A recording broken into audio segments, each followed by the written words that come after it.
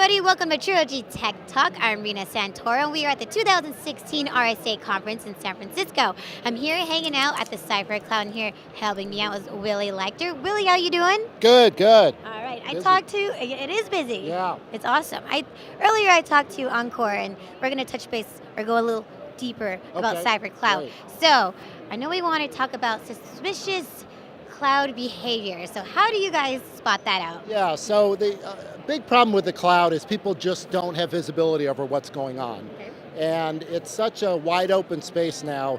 You know, the nature of the cloud is you can log in from anywhere, you can log in from any device, people find their own apps, but that's kind of opens up the barn door for anything to go on.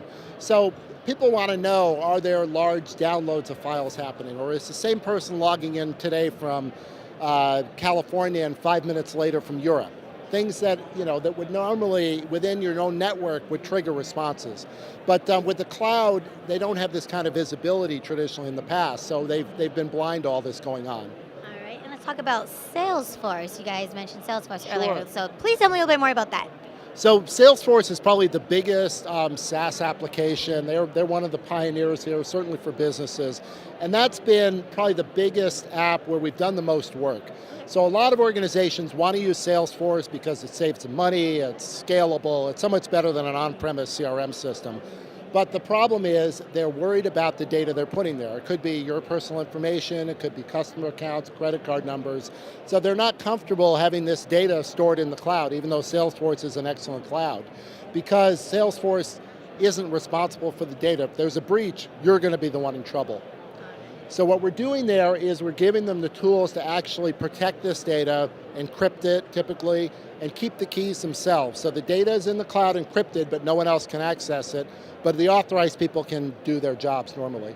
All right, and I'm turning around over here and I see multi-cloud security, advanced encryption, data loss prevention, shadow IT control. Let's talk about all of that. Okay, so multi-cloud protection is a good starting point because everybody has multiple clouds, right? Maybe you're using 2 or 3 for your business. Let's say you're using Box or SharePoint. Guarantee you there are users in your organization also using Dropbox or Google Drive. So if you're setting up policies to manage this, to get visibility, look for suspicious data, things like that, you need to do it across all your clouds. Otherwise, you're just leaving the back door open. So doing it as much as possible across all your business clouds is important. Now, shadow IT is a big problem. It's so easy now on your iPhone to go find any app you want, you do almost anything. So getting a handle on what clouds people are using is important. And then having some level of control. So if they're violating policies, if something strange is going on, if you want to make sure they don't just make mistakes. Most people are not trying to break the rules, they just make mistakes, they don't know better. Putting, a sensitive document in a public folder, we can enforce policies around all of that.